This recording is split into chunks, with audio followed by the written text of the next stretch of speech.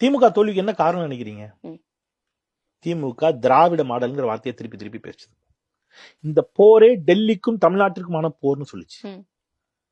திமுக கீழடியை பாஜக இழுத்து மூடிய போது மீண்டும் அங்கே போய் அகலாய்வு செய்து அங்கே கீழடி அருங்காட்சியகத்தை நிறுவியது. மேடம் தயவுசெய்து புரிஞ்சுங்க, இது இந்த சண்டை இல்ல நடக்கிற சண்டை, இது வேற சண்டை நடந்துட்டு இருக்கு.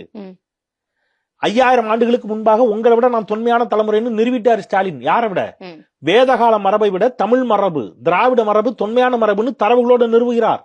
இவர் ஆட்சியை மட்டும் பண்ணிட்டு போயிருந்தாரா அந்த தலைவிலேயே இருந்திருக்காது. அவர் ஆட்சியை மட்டும் பண்ணிட்டு போகல. சமஸ்கிருதத்துக்கு முன்பாக இந்தியாவில் முதன்முறையாக செம்மொழி அங்கீகாரத்தை பெற்ற மொழி தமிழ். கலைஞர் பண்ணி தந்தார். விவேகானந்தாருக்கு ஒரு பெரிய நினைவிடம் இருக்கிறது கன்னியாகுமரியில. அதை விட பெருசா ஒண்ணு அங்க நிறுவனம் போடா வள்ளுவருக்கு செலவிடான்னு வைக்கிறாரு. ஆரியம் விட்டுருமா?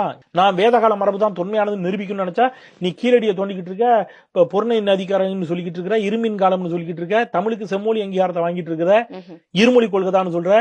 நான் எப்படியாவது புதிய கல்விக் கொள்கையை கொண்டு வரலான்னு பார்த்தா நான் குலக்கல்வின்னு சொல்லி நீ மக்கள்கிட்ட போய் எஜுகேட் பண்ணி அதை நான் திணிக்க மாட்டேன் விட மாட்டேன் சண்டை போடுற. சரி நிதியை வச்சு பிளாக்மெயில் பண்ணான்னு பார்த்தா உன் நிதியே வேண்டாங்கிற சண்டை. இதுதான் இங்க. இது புரியாம ஆளாளுக்கு.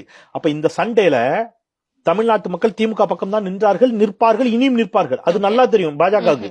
அப்ப பாஜக என்ன நினைக்குது? ரைட்டு, இவனை நம்ம நேரடியா எடுத்து சண்டை போட்டு ஜெயிக்க முடியாது, வேற ஒரு ஆளை உள்ள இருக்கு. அந்த ஆளு திராவிடம்ங்கிற பேரையே சொல்லக்கூடாது, திராவிடம்ங்கிற கட்சியை வைக்கக்கூடாது.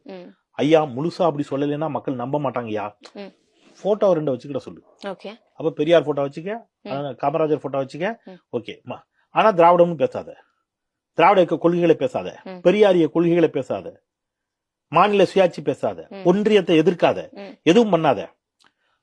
சும்மா என்னையும் நானும் உனக்கு எதிரிதான்னு சொல்லிக்க. ஐயா நீங்க எதிரின்னு சொன்னா உங்ககிட்ட சண்டை போட்டுமா? ஏன்ட்ட சண்டை போடாத, சண்டையெல்லாம் அவனை மட்டுமே போடு. ஐயா உங்களை திட்டமா என்னைய திட்டாத, அவனை மட்டுமே திட்டு. ஐயா உங்களை எடுத்து ஏதாவது போராட்டம் கிராட்டம் என்னை எடுத்து போராட்டம் பண்ணாத, அவனை எடுத்தே போராட்டம் பண்ணு. எல்லாமே அவன்கிட்டே சண்டை போடு. ஐயா அப்போ உங்களும் நானும் நீங்களும் நட்புன்னு நினைச்சிட்டாங்கன்னா எனக்கு அவருக்கு ஆகாதுன்னு ஒரு வார்த்தை சொல்லிக்க போதும். நம்புவானா?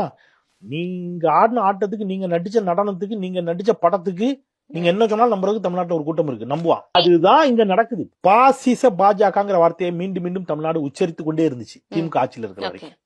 இந்த 60 நாள்ல பாசிசம்ங்கிற வார்த்தை எங்கேயா கேட்டிருக்கீங்க நீங்க?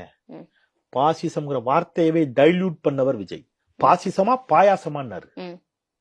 பாசிசமும் பாயாசமும் ஒண்ணா?